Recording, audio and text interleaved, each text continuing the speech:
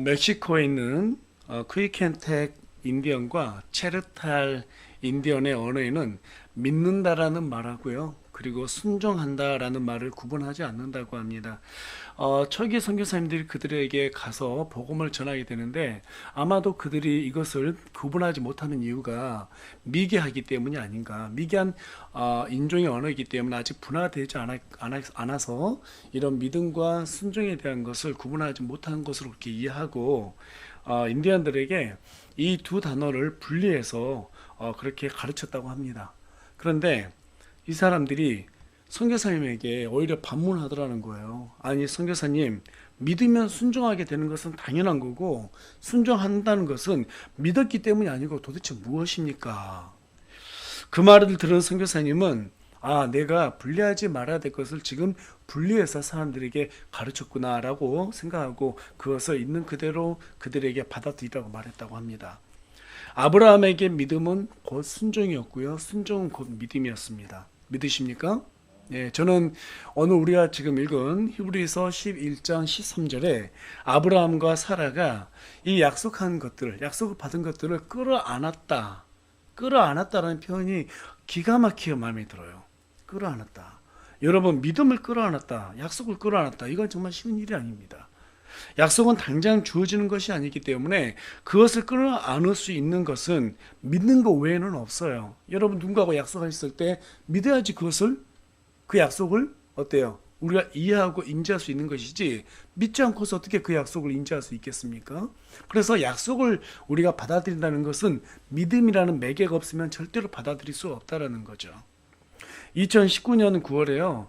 2개월 된 강아지, 저희 집에 있는 강아지를 이제 분양해서 한 마리를 데려왔습니다. 원래 이제 아버님은 사주려고 했는데 한 마리만 사러 갔다가 이 두 녀석이 형제해가지고 솔케이스에 같이 들어있어가지고 한 해만 데려오기가 참 마음이 그래가지고요. 같이 데려왔습니다. 그래서 이제 한 마리는 부모님께 드리고 한 마리 이제 저희가 키우게 됐는데 참 처음엔 귀엽고 예쁘고 다 좋아요. 그런데 똥오줌을 못 가린다는 것이 그렇게 저에게는 큰 스트레스가 되더라고요.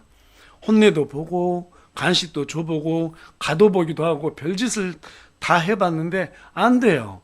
그래서 이제 하루는 유튜브로 보니까 이 강아지 훈련사들이 하는 말이 화장실에다가 배변 패드를 갖다 놓고 배변할 때마다 간식을 주면 된다고 하기에 화장실에다가 배변 패드를 이제 깔아주고 거기에다가 쌀 수 있도록 간식 올려놨더니 얘가 이제 거기 자꾸 오게 되잖아요. 그리고 실수로 거기서 싸게 되니까 그때 이제 간식을 주기 시작한 거예요. 그런데 그 다음부터 계속해서 화장실에 가서 배변을 하더라고요. 너무 쉽게 해결이 됐습니다. 그래서 사람은 알아야 되는구나. 그것을 그때 깨달았는데, 아니 강아지 훈련은 간식으로 보상을 해주면 그것이 이제 뭐가 되는 거예요? 계속해서 약속을 지키면 되는구나 라는 그런 생각을 가지게 되었습니다. 이제 그때부터 지금까지 배변을 하면 얼마나 당당하게 우리 강아지가 저한테 와가지고 간식 달라고 버티는지 모릅니다. 왜 그래요? 약속을 지키면 간식을 준다는 것을 믿으니까요. 네가 거기 가서 배변하면 내가 준다고, 이것이 하나 약속이 지금 돼 있는 거잖아요. 그러니까 버티는 거예요.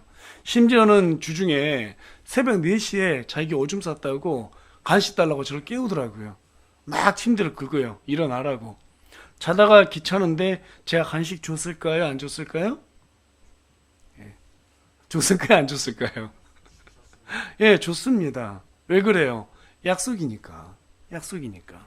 그런데 그게 참 신기하게도 믿지 않더라고요. 오히려 귀엽고 예쁘더라고요. 그때 이런 생각을 했어요. 하나님이 이 마음일 거야. 우리 하나님은 우리에게 뭔가를 참 주고 싶어 하시는 분이세요. 그게 그분의 유일한 낙이에요, 여러분. 그래서 하나님은 자신을 부지런히 찾는 자들에게 반드시 보상해 주신다는 사실을 믿어야 한다고 히브리서 11장 6절은 우리에게 말씀해 주고 있습니다. 그래서 우리 하나님 뭐라고 말합니까? 구하라, 그리하면 너희에게 주실 것이요. 찾으라, 그러면 찾을 것이요. 두드리라, 그러면 열릴 것이다. 여러분, 그런데 여기에서 중요한 한 가지 사실이 있습니다. 우리가 먼저 달라고 했나요? 먼저 우리가 찾겠다 했나요? 우리가 먼저 열어달라고 했나요? 아니죠. 무엇이든지 하나님께서 우리에게 주신다 약속하신 것은 하나님이 먼저 약속하셨어요. 제가 우리 강아지한테 너 여기서 배변하면 간식 줄게 이렇게 약속하듯이 하나님께서 우리에게 어떻게 하면 이거 줄게라고 전부 다 먼저 약속하셨어요. 우리가 먼저 달라고 한 적이 없습니다. 여러분, 약속은 그 사람의 인격을 담보로 하고 있는 것이기 때문에 우리가 하나님을 믿는다는 것은 그분의 인격을 믿는 거예요. 그분의 인격을 믿는 거예요. 그분의 인격을 신뢰하는 거예요. 아브라함과 사라는 하나님의 약속을 전 인격적으로 믿었습니다. 어느 정도로 믿었습니까?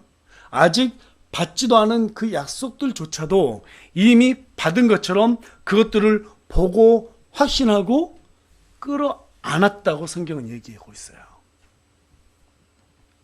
그런데 중요한 것은 처음부터 아브라함과 사라가 그렇게 믿음이 좋았냐? 아니라는 거예요.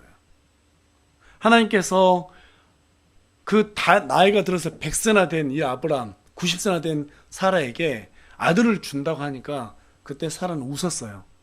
하나님께서 웃지 말라고 그러니까 자기가 안 웃었다고 그렇게 변명했는데 내가 너 웃는 거 봤어 이렇게까지 지적하십니다. 그리고 또 아브라함은 어떻게 했습니까? 사라의 몸종이었던 하갈로부터 이스마엘을 생산했습니다. 왜 그랬을까요? 인간적인 경험과 상식으로는 하나님께서 약속하신 그게 믿겨지지 않았거든요. 하지만 차츰 시간이 지나가면서 하나님께서 약속하신 그 모든 것들이 하나씩 이루어지기 시작했어요. 그러면서 거기에서부터 아브라함이 믿음이 성장하기 시작하는 거예요. 믿음이라고 하는 것은 나의 상식과 경험을 뛰어넘는 것이구나. 그걸 깨닫게 된 거예요. 그리고 마침내 아브라함은 하나님의 명령에 따라서 자신이 100세에 낳은 그 외아들 이삭마저도 아끼지 않고 하나님께 바칠 만큼 그렇게 믿음이 성장하게 됩니다. 여러분, 성경이 아브라함을 믿음의 조상이라고 기록한 까닭은 처음부터 그가 믿음이 좋았기 때문에 그를 믿음의 조상이라고 말한 것이 아니라 믿음이 어떻게 시작이 되고 어떻게 완성이 되는지 그 처음과 끝을 아브라함이라고 하는 이 인물이 너무나 잘 보여주고 있기 때문에 하나님께서 그를 믿음의 조상으로 세우셨다는 거예요. 여기에는 또 한 가지 숨어있는 메시지가 있어요. 저와 여러분도 아브라함처럼 믿으면 아브라함처럼 될 수 있다라는 그 전제가 여기에 깔려있다는 사실입니다. 믿으십니까? 네. 이 원리를 설명하기 위해서 성경이 아브라함에 관해서 많은 내용을 할애하고 있습니다. 그래서 오늘은 아브라함을 중심으로 해서 믿음의 전당 시리즈 세 번째 시간으로 끌어안는 믿음이라는 주제를 가지고 여러분과 함께 말씀을 나누고자 합니다. 이 말씀을 통해서 정말 이 믿음이라는 것이 무엇이고 또 순종이라는 것이 무엇이고 또 어떻게 해야지 우리가 아브라함과 같은 믿음을 끌어안는 그러한 믿음으로 소유할 수 있을까? 이것을 알아가는 귀한 시간이 되길 소망합니다. 본문 8절을 보니까 믿음으로 아브라함은 부르심을 받아라는 말로 시작하게 됩니다. 아브라함은 믿음으로 부르심을 받았다. 자, 여러분, 부르심을 받았다라는 말은 무슨 말이냐면 소명을 받았다라는 말이에요. 소명을 받았다. 그 내용이 창세기 12장 1절에 나와 있습니다. 창세기 12장 1절 가서 보니까 그런데 전에 주께서 아브라함에게 이르시되 너는 내 가족과 친족과 아버지의 집에서 나와 내가 내게 보여줄 땅으로 가라. 자, 보니까 여기에 하나님은 누군가에게 소명을 줄 때는 반드시 어떤 일을 하시냐면 머물고 있는 곳에 그대로 머물러라 하지 않아요. 거기를 떠나라고 그래요. 그리고 명령하실 때는 가라라고 말씀하십니다. 너 갈래? 가줄 수 있겠니? 이렇게 하지 않았어요. 하나님께서는 가라라고 명령하십니다. 그래서 아브라함은 가나안으로 떠나야 했고 모세는 어때요? 미디안에서 이집트로 떠나 했었습니다. 소명은 가라고 하는 명령을 받은 데서부터 시작되는 것입니다. 계속해서 머무는 곳에서 시작되는 게 아니에요. 저와 여러분의 신앙생활 또 이렇게 과거를 돌이켜 보면 머리로는 이미 많은 것을 알고 있어요. 그렇죠? 그런데 하나님께서 가라고 하는데 가고 싶지 않죠. 왜냐하면 우리 육신이 그래요. 이게 비정상이 아니라 정상이에요. 지극히 정상이에요. 하나님께서 뭐 하라고 했을 때 거기에 대한 반감이 생기는 것은 당연한 거예요. 왜? 우리 육신이 그걸 원하지 않기 때문에 그래요. 여러분 베드로 봐보세요. 예수님께서 이곳에서 기도해라 그랬는데 어때요? 베드로하고 야고보하고 요한은 거기서 자버린단 말이에요. 마음은 원했어요. 육이 따라가지 않는 거예요. 네. 이게 지극히 정상적인 것입니다. 소명이라고 하는 것은 하나님께서 움직이게 만드는 거예요. 너 머물지 마. 그대로 있지 마. 하나님께서 명령한 대로 가. 그리고 그곳에서 행해라. 이게 바로 소명받은 자들의 그 책무가 가는 거예요. 그냥 가는 거예요. 우리 신약 성도들에게 주어진 소명은 그리스도께서 피값으로 세우신 자신의 이 교회를, 우리 교회가 아니에요. 주님의 교회를 세우는 거예요. 그리고 그 교회를 통해서 하나님의 왕국을 확장해 가는 것입니다. 그런데 그것을 방해하는 것이 무엇입니까? 마귀입니까? 가난입니까? 적은 사람들의 숫자입니까? 저는 그렇다고 생각하지 않습니다. 여전히 과거에 머물고 싶어하는 우리의 마음이라고 생각합니다.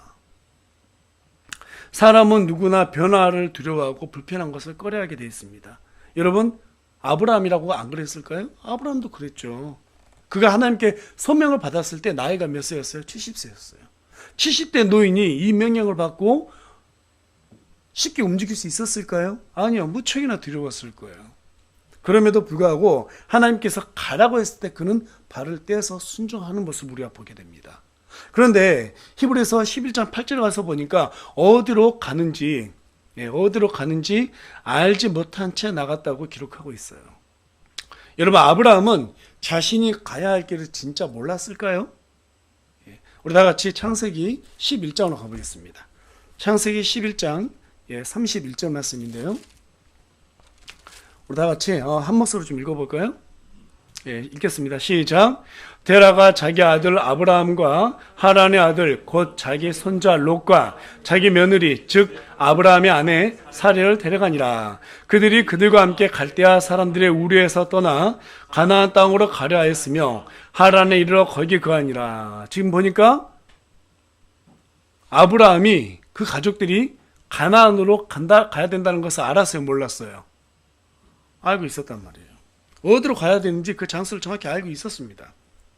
그런데 여기에서 어디로 가는지 알지 못한 채 갔다라고, 이 말은 무슨 말이냐면 진짜로 장소를 몰라서 그게 아니라 무슨 말이냐면 아브라함이 왜 내가 거기로 가야 하는지 그 이유를 몰랐다는 말이에요. 왜 갑자기 내 인생에서 하나님께서 개입하셔가지고 거기로 가라고 하지? 내 인생의 목적이 뭐지? 이걸 몰랐다는 거예요. 그냥 하나님께서 가라고 하니까 그가 발을 뗀 거예요.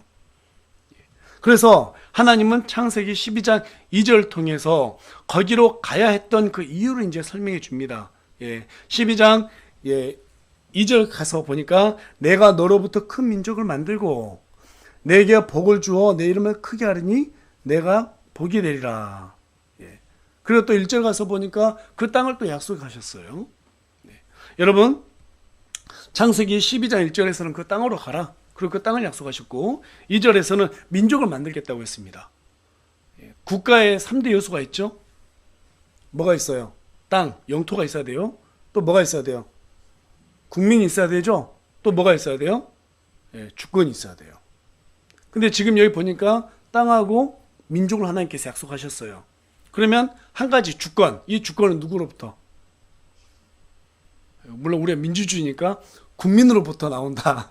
근데 성경을 보면요, 민주주의가 성경적이지는 않아요. 하나님이세요. 하나님께서 친히 다스린다는 거예요. 그 주권은 원래 하나님한테 있었어요. 근데 나중에 이스라엘 백성들이 하나님이 부담스럽다 보니까 왕을 세워달라고 했죠. 이건 잘못된 사실청이었죠. 하나님께서 친히 아브라함 너를 갖다가 가나안 땅으로 보낸 이유는 내가 너로 하여금 뭘 만든다? 나라를 만들겠다. 내 민족을 만들겠다. 내 국가를 만들겠다. 지금 그 말씀을 아브라함에게 지금 알려주고 있는 거예요. 다시 말해서 아브라함이 가야 했던 이유는 하나님이 직접 통치하는 국가를 만들기 위해서 가야 했던 것입니다. 하나님이 아브라함으로 하여금 국가를 만드시려는 이유는 그 씨로 하여금 세상을 구원하는 메시아를 내기 위함이셨어요. 그 씨가 누굽니까?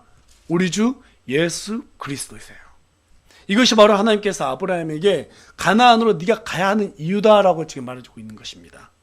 지금 창세기 12장 1절하고 2절 통해서 이것을 설명해 주신 때는 하나님께서 아브라함에게 두 번째 나타나셨을 때였어요. 첫 번째 나타나셨을 때는 가나안으로 가라는 명령만 주셨고, 두 번째 나타나셨을 때는 네가 왜 그곳으로 가야 하는지 그 이유를 알려주셨단 말이에요. 그런데 이 대목에서 조금 희한한 대목이 있어요. 그게 뭐냐면 창세기 방금 전에 우리가 읽었던 11장 3절 말씀이에요. 다시 한번 가서 보겠습니다. 데라가 자기 아들 아브라함과 하란의 아들 곧 자기 손자 롯과 자기 며느리 즉 아브라함의 아내 사라를 데려가니라. 그들이 그들과 함께 갈대아 사람들의 우르에서 떠나 가나안 땅으로 가려 하였으며 하란에 이르러 거기 거하니라. 자, 지금 보니까 소명을 받은 것은 누가 원래 받았어요? 하나님한테. 아브라함이 받았잖아요. 근데 여기 지금 31절을 보니까 누가 지금 주도적으로 가나안으로 지금 가고 있어요? 누가? 데라요, 데라. 네. 여러분, 데라는 어떤 사람이에요? 우상을 숭배하던 사람이잖아요. 그렇죠? 네. 그런데 왜 아브라함의 아버지 데라가 주도적으로 가나안 땅으로 향하는데 그런 역할을 했을까요? 자, 여러분들 그 사도행전 7장 2절로 한번 가서 보면, 네, 다 같이 한 목소리를 읽어보겠습니다. 자, 읽겠습니다. 시작. 그가 이르되 사람들아 형제들아 아버지들아 귀를 기울이라. 우리 조상 아브라함이 하란에 거하기 전 메소포타미아에 있었을 때에 영광의 하나님께서 그에게 나타나. 여러분, 데라는 우상을 숭배했던 사람이었어요. 그런데 어느 날 아들 아브라함이 데라에게 이제 찾아옵니다. 그러면서 영광의 하나님께서 아버지 지금 저에게 나타났어요. 이렇게 이제 말하는 거예요. 그런데 그 내용들을 쭉 들어보니까 뭔가 범상치 않은 거예요. 왜 그럴까요? 여태까지 데라가 수많은 신들을 섬겼단 말이에요. 그런데 그 어떤 신들도 말하는 신이 없었어요. 구체적으로 말해서 나타나서 뭔가 설명해 주는 신은 하나도 없었어요. 그런데 지금 말하는 신이 아브라함에게 나타나서 구체적으로 어떤 약속을 해요. 또 어떤 땅으로 가라고 이렇게 얘기를 해요. 그런데 그렇게 되면 우상을 숭배하던 데라 입장에서는 얼마나 섬뜩했겠어요. 그래서 뭔가 안 가면 안 될 것 같은 그런 두려움이 찾아온 거예요. 본능적으로 그걸 감지하게 된 거예요. 그래서 가야 한다는 생각을 하게 된 겁니다.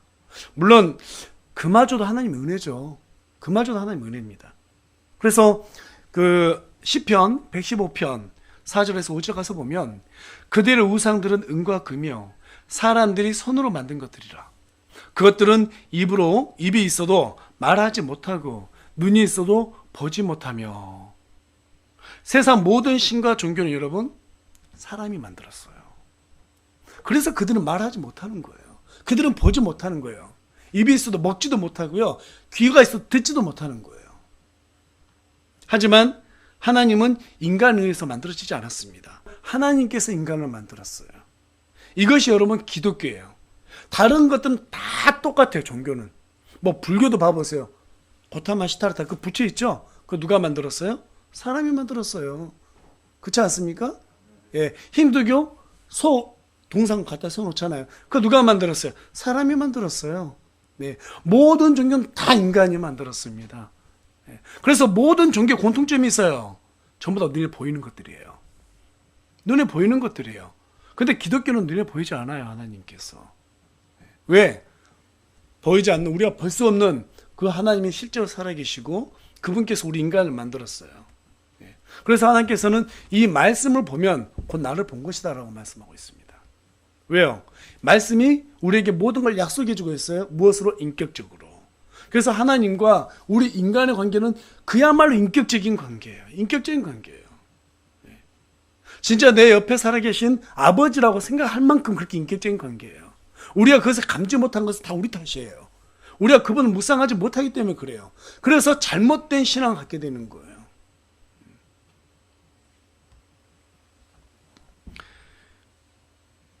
하나님께서 우리 인간을 창조하셨습니다. 그래서 우리는 그분을 뭐라고 부릅니까? 주님이라고 부르는 거예요. 주님. 우리의 주인님 이렇게 부르는 거예요. 어느 종교도 자신들의 신에게 주인이라고 부르지 않습니다. 왜 그래요? 인간이 만들었으니까. 진짜 주인 누구예요? 인간이죠. 여러분, 하나님이 우리의 주인 되십니다. 믿으십니까? 예. 하나님은 우리 모두에게 소명을 주셨어요. 그 소명을 함께 이루어 가시는 것을 너무나 기뻐하세요. 그래서 우리는 그분의 명령에 따라 순종하며 살아갈 때 하나님의 기쁨을 맛볼 수가 있는 거예요. 하나님과 동행했을 때만 세상에 줄 수 없는 그런 평안을 받아 누릴 수 있는 것이에요. 그게 우리의 유일한 기쁨이 될 수 있어요. 이제 아브라함은 아버지 데라와 함께 고향을 가게 됩니다. 그런데 잘 가다가 하란에 도착하더니 데라가 거기에서 갈 생각 안 하고 안주하게 됩니다. 당시 고대인들은 강을 건너면 다신 돌아오지 못한다는 그런 미신을 강하게 믿었었어요. 저 어렸을 때 기억나는데요. 어렸을 때 우리 그 할아버지 돌아가셨거든요. 그러니까 버스에다가 이렇게 관을 싣고 가는데 다리가 나와요. 다리 앞에서 버스 그냥 딱 세우는 거예요. 안 가는 거예요. 그러니까 뒤에서 상주가 몇만 원 딱 찔러주니까 또 다시 가요. 다리 나와요? 또 안 가요. 그러면 또 돈 주면 또 가요. 강 밑에 뭐가 있어요? 하천이 흘러가니까. 마치 죽은 사람들이 그 강을 건넌다. 이제 그런 어떤 미신적인 개념을 가지고 돈 받는 대로 쓰더라고요. 주는 건 너무 당연하게 생각하고요. 근데 당시 고대인들이 그런 미신을 가지고 있었고 지금도 그런 미신을 믿는 사람들이 많이 있습니다. 하란에서 가나안으로 가려면 유프라테스 강을 건너가야 돼요. 꽤 큰 강이죠. 데라는 이 미신 때문에 강을 앞에 두고 가나안으로 가야 하는 그 여행을 지체하고 맙니다. 그러고 보니까 데라 이름이 무엇인가? 데라 이름이 여러분 지체하다, 지연하다라는 뜻을 가지고 있어요. 그래서 하나님이 어떻게 하셨을까요? 여러분 사도행전 방금 전에 찾은데 7장 3절에서 4절 말씀 읽어보겠습니다. 사도행전 7장 3절하고 4절 말씀 읽겠습니다. 시작.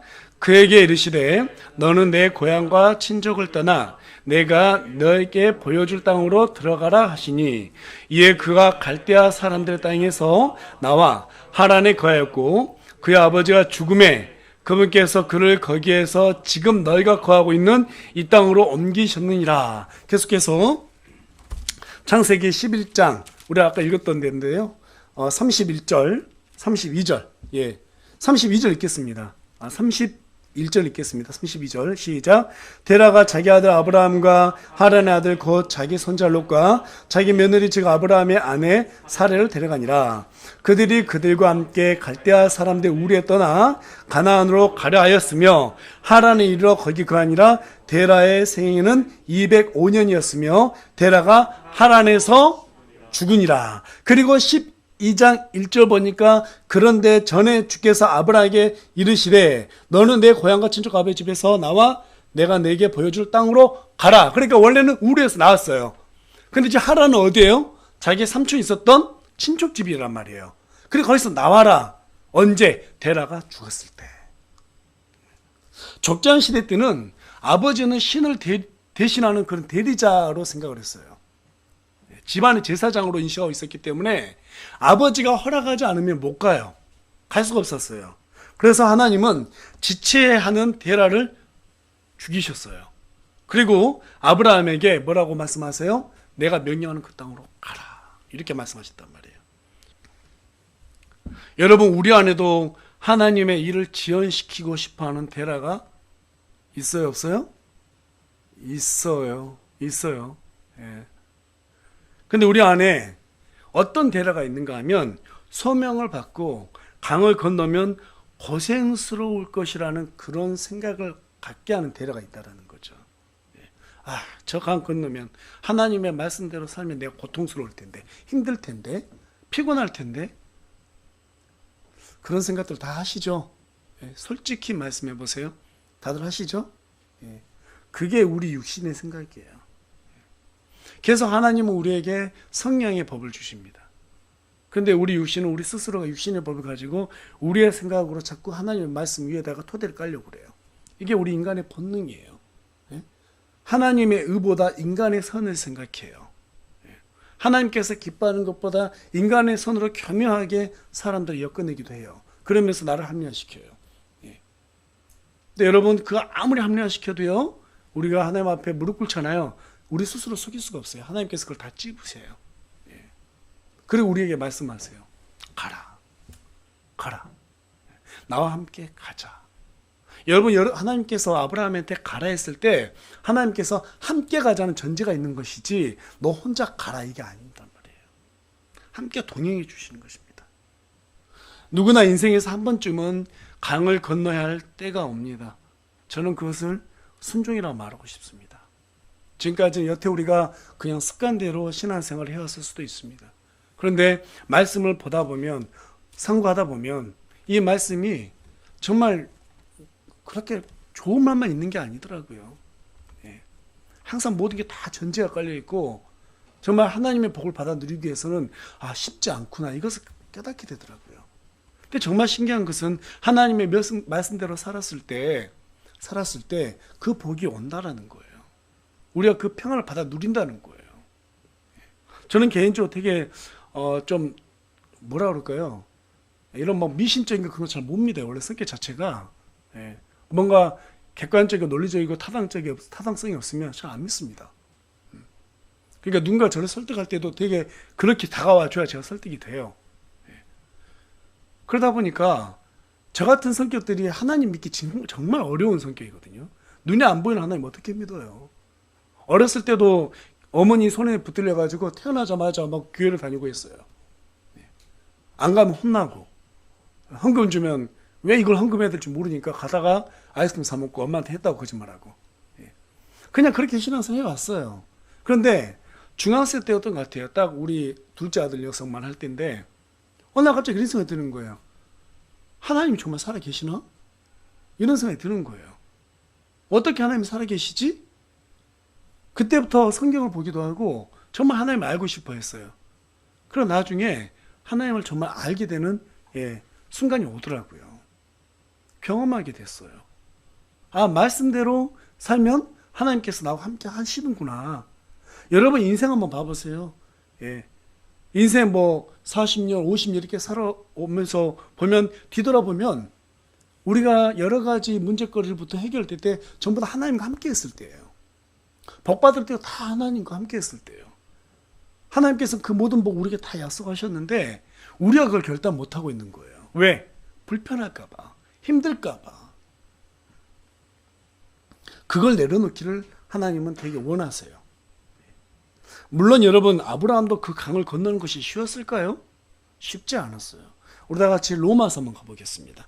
로마서 4장 18절 말씀 찾아가 보면 아브라함이 어떤 마음을 가지고 하나님의 말씀을 따라갔는지가 잘 나와 있습니다. 여러분, 로마서 4장 18절 말씀입니다. 우리 다 같이 한 목소리를 읽도록 하겠습니다. 시작. 그가 바랄 수 없는 가운데 바라면서 믿었으니 이것은 내 시와 이와 같으리라 하신 것대로 그가 많은 민족들의 조상이 되려 함이라. 여러분 보니까 그가 바랄 수 없는 가운데 바라면서 믿었다고 말하고 있어요. 무슨 말이냐면 아브라함이 처음에 하나님 말씀을 들었을 때 그 약속을 해주셨을 때 상상이 안 되는 거예요.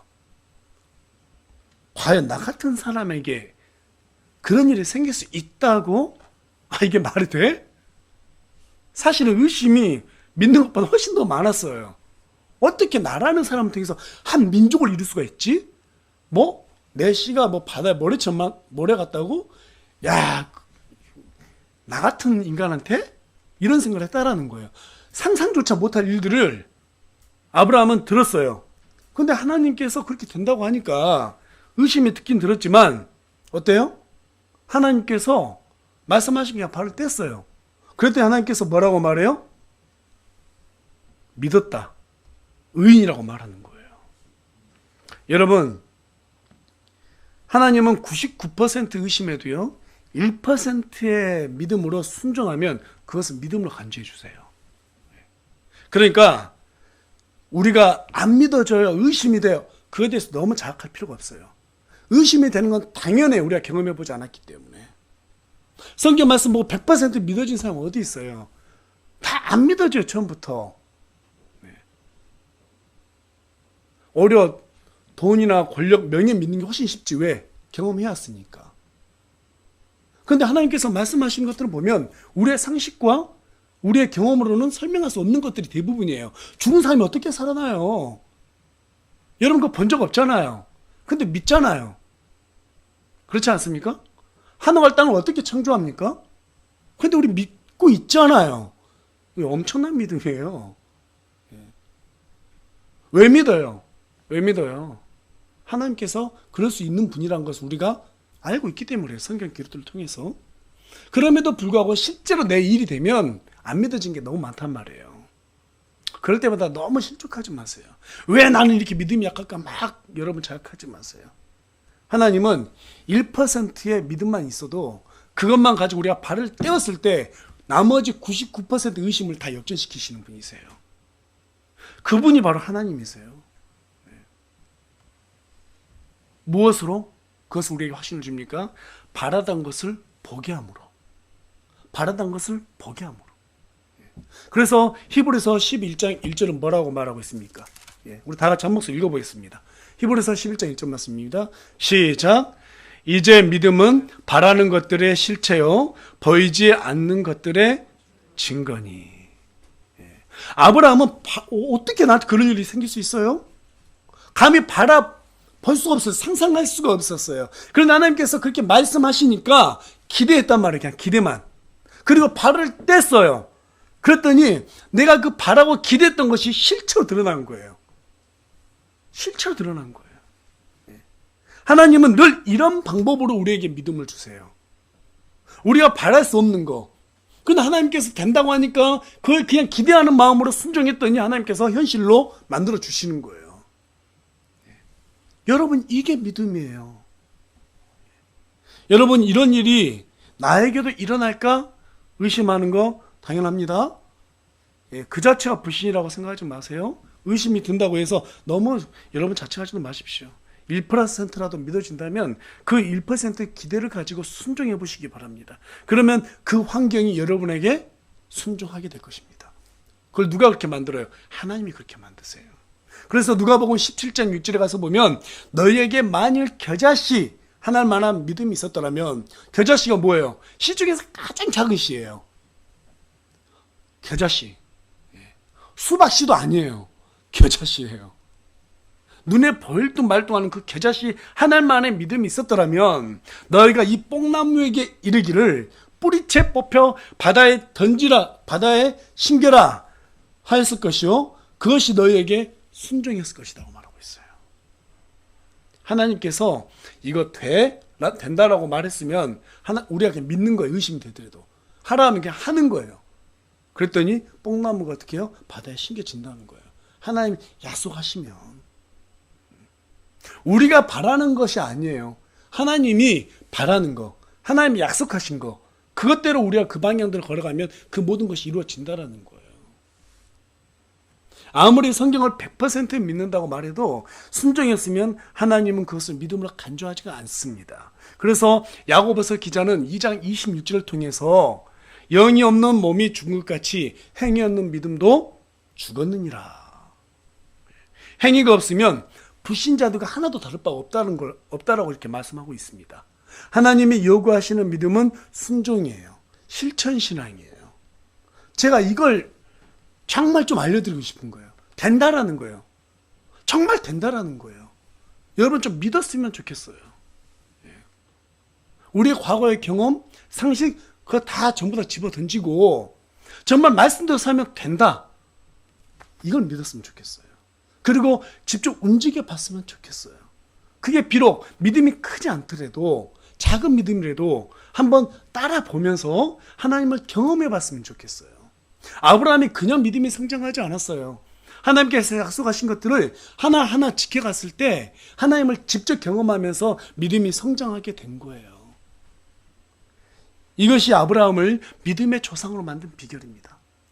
그렇다면 아브라함은 어떤 믿음이 있었기에 도대체 아들 이삭까지도 바칠 수 있었을까? 우리가 로마서 4장 17절 찾아가 보시면 그 내용이 있는데요. 한번 보겠습니다. 로마서 4장 17절입니다. 우리 다 같이 한 목소리로 읽어보겠습니다. 로마서 4장 17절 말씀입니다. 시작.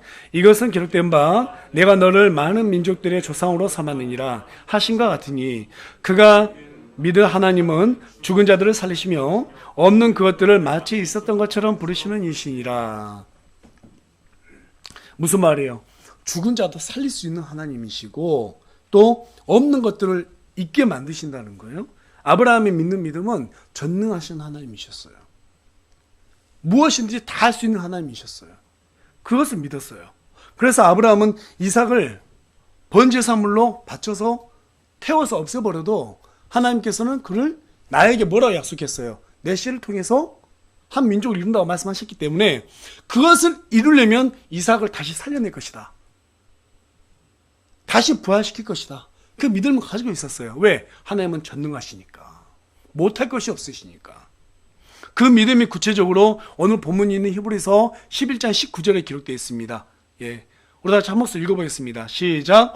하나님께서 심지어 죽은 자들로부터 능히 그를 일으키실 줄로 생각하였으므로 또한 그는 죽은 자들로부터 그를 모형으로 받았느니라.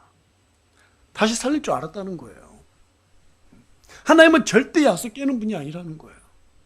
그러니까 여러분 믿음은 어디에서 오는 거예요? 그분의 약속은 믿는 거에서 오는 거예요. 다른 거 없어요. 약속하지 않는 거 붙들면 안 돼요. 그래서 우리가 응답을 못 받는 거예요. 우리 저기 민준이 교회 오라고 그랬더니 나 교회 가야 될 것 같아요. 성적이 너무 안 나왔어요. 신뢰를 받아야 될 것 같아요. 이제 아무것도 아직 모르니까. 민준아, 네가 교회 오면 내가 너 100점 받게 해줄게. 그런 하나님은 없어요. 예. 그런데 여기 온다는 게 중요한 거예요. 무슨 생각으로 왔을까요? 전능하신 하나님은 하늘과 땅을 창조했다고 들었으니까 하나님께서는 무엇이든 다 할 수 있겠지. 그런 생각으로 온 거예요. 네. 근데 사실 애나 어린이나 똑같잖아요. 우리도 우리가 받고 싶은 것을 하나님의 약속이라 믿고 막 기도하잖아요. 그런 약속은 지켜지지가 않아요. 하나님께서 원하시는 것들, 하나님께서 약속하시는 것들, 그것들이 이루어지는 거, 그 안에서 이루어지는 거예요. 여러분, 눈에 보이지 않는 하나님을 알아가는 것은 참으로 어려운 일입니다. 하지만 성경 기록대로 이루시는 하나님을 경험하면 믿어집니다. 맞습니까? 예. 그래서 말씀대로 되는지 안 되는지 발은 떼봐야 하는 거예요. 우리가 그런 말 있잖아요. 길고 짧은 건 돼봐야 한다. 예. 되는지 안 되는 것은 우리가 한번 해봐야 하는 거예요. 그리고 그분을 경험해봐야 돼요. 그래서 우리 기독교를 무슨 종교라고 그래요? 체험의 종교라고 그러죠? 체험의 종교라고 하는 거예요. 계속해서 아브라함은 또 어떤 믿음을 소유하고 있었는가? 우리 히브리서 본문 11장 16절 말씀. 네. 다 잠옷을 읽겠습니다. 시작. 이는 그들이 더 좋은 번향을 사모하니 곧 하늘의 번향이라. 그러므로 하나님께서도 그들의 하나님이라 불리는 것을 부끄러워하지 아니하시나니 그분께서 그들을 위하여 한 도시를 예비하셨느니라. 번향의 소망을 둔 그러한 믿음을 가지고 있었습니다. 그래서 자신의 인생을 뭐라고 표현했냐면 나그네와 순례자라고 그렇게 표현했어요. 여러분, 우리의 번향은 저 셋째 하늘 하나님의 왕국에 있습니다. 이 땅은 잠시 왔다 가는 것이에요. 그렇죠? 잠시 왔다 가는 곳이에요. 영원히 살 수가 없는 곳이에요.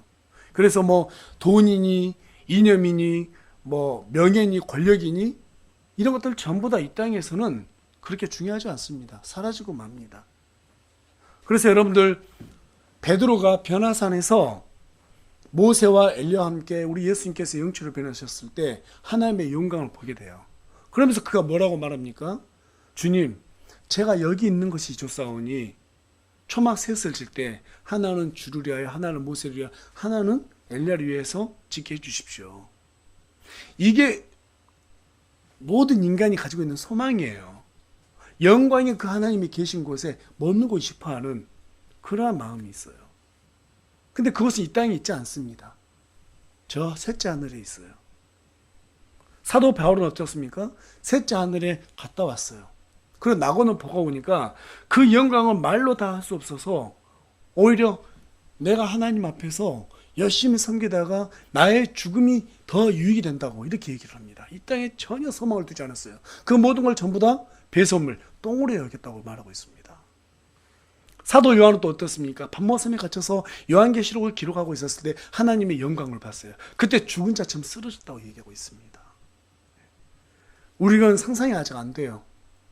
하지만 하나님의 왕국을 우리가 경험만 할 수 있다 그러면, 체험할 수 있다 그러면 그분의 영광이 얼마나 대단한 것인지 이 땅에서 우리가 간접적으로나마 체험하고 그분을 믿을 수 있다는 거죠.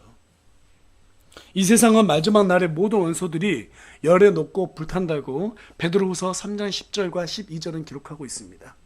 아브라함은 자신 사는 동안 이 세상이 영원하지 않고 다 사라지고 없어질 것을 믿었습니다. 알았습니다. 그래서 자신의 재산도 믿지 않았습니다. 자신의 육체도 의지하지 않았습니다. 그것을 뒤늦게 깨달은 지혜자 솔로몬이 전도서 1장 2절에 뭐라고 기록합니까? 헛되고 헛되며 헛되고 헛되니 모든 것이 헛되도다. 다 사라질 것을 붙잡는 사람은 헛된 사람이 될 수밖에 없습니다. 저는 죽을 때 금이나 은이나 사놓은 땅 뭉서나 주식 같은 것을 가져간 사람을 아직까지 본 적이 없습니다. 죽은 사람 치고 이 돈 내 거야 하면서 움켜쥐고 죽은 사람 봤습니까? 땅에 묻힌 사람 봤어요? 누구도 돈 안 줘요. 땅에 묻을 때 관에다 금 꽉 채워가지고 뭐 진시 황제에 그렇게 해서 들어갔는데 결국 전부 다 무덤 누가 다 가져가잖아요. 파헤쳐가지고. 우리 인생 남는 게 하나도 없어요.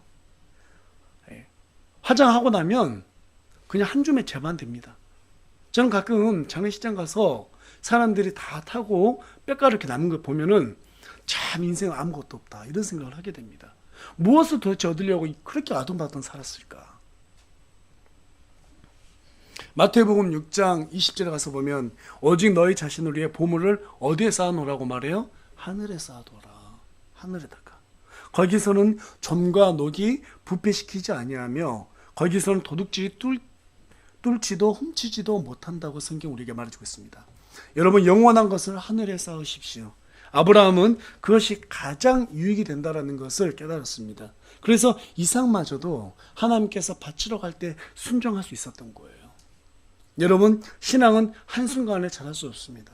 그런데 내 생각과 경험을 우선시하면 절대로 신앙은 잘할 수가 없습니다. 바랄 수 없는 것 가운데 바라고 걸어갔던 것이 바로 아브라함의 믿음이었습니다. 그게 믿음의 시작이 되었어요. 우리는 하나님의 말씀을 다 믿을 수 없어요. 전부 다 완벽하게 이해할 수 없어요. 그분의 섭리를 이해할 수도 없고 믿을 수도 없지만 그래도 하나님께서 그렇게 된다고 하니까 바라는 가운데서 발을 떼어보는 거예요. 그랬을 때 하나님께서 그 모든 것을 우리 눈앞에 나타내 보인다는 거예요. 그게 하나님의 약속이에요. 여러분 이 약속 믿으십니까? 이 약속을 따라잡아야 돼요. 그 약속을 끌어안아야 됩니다. 나는 내 경험하고 상식을 몰라. 도대체 이해 안 돼. 그런데 결론적으로 하나님께서 약속해놨으니까 그걸 끌어안아 보자. 그 과정을 끌어안지 마세요. 그거는 끌어안아봐야 전혀 득이 안 돼요. 네, 하나님께서 약속하신 그 결론에 약속만 딱 내 걸로 끌어안으세요. 그리고 그 중간을 어떻게든 하나님께서 끌고 가세요. 나중에 분명히 저와 여러분에게 하나님께서 약속하신 그 모든 것들을 지키시기 위해서라도 여러분 눈앞에 딱 갖다 놓을 것입니다. 어떻게 하면? 말씀에 순종하기만 하면. 그래서 여러분 하나님을 믿는다는 것은 쉬운 일은 아닙니다. 쉬운 일 아니에요. 우리 몸도 되게 불편하고 힘들고 어렵고 벌써 그런 생각 앞으로 나가잖아요. 그런데 하나님께서는 해보라는 거예요. 함께 해보자는 거예요. 결단해보라는 거예요. 그때 하나님께서 우리에게 모든 것을 함께 해주시는 그런 은혜를 보여주실 것입니다. 믿으십니까? 예, 그런 믿음을 끌어안고 정말 하나님 앞에서 내가 한번 살아보자라는 그런 결단하는 저와 여러분이 되길 간절히 소망합니다. 네, 기도하겠습니다.